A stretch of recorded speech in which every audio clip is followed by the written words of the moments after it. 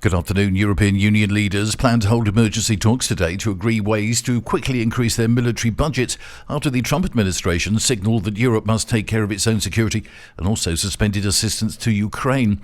Europe faces a clear and present danger on a scale that none of us have seen in our adult lifetime. Some of our fundamental assumptions are being undermined to the very core, so European Commission President Ursula von der Leyen warned in a letter to the EU's 27 leaders, who will consider ways to access more money for defence spending and ease restrictions on it.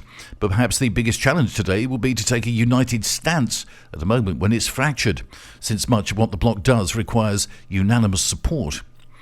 The National Police are investigating the discovery of a headless body last night on a beach in Fuengirola. It was wearing a wetsuit and apparently it could have been in the water for some time.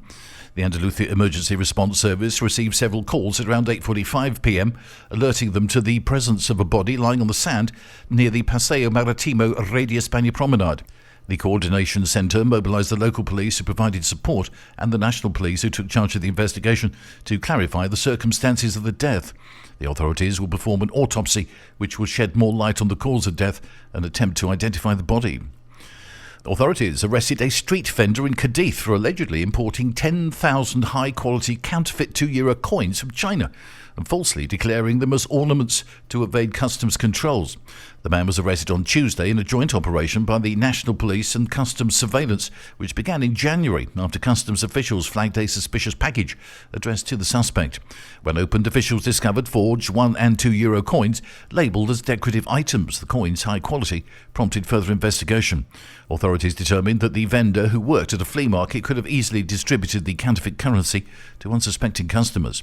A search of his home uncovered additional fake coins, and another package containing counterfeit currency was later seized from a relative's warehouse in Cadiz. And the Minister of Equality, Ana Redondo, said at a press conference yesterday that she is in favour of studying the inclusion of abortion as a right in the Constitution, as France did last year. Redondo considered that such an inclusion would be a good way to protect sexual and reproductive rights and, above all, the freedom of women. The remarks by the Minister for Equality came shortly after the organisation that put on the March for Life in Spain announced the next march will take place on Sunday, the 23rd. That's the latest from TRE. I'm Bob James.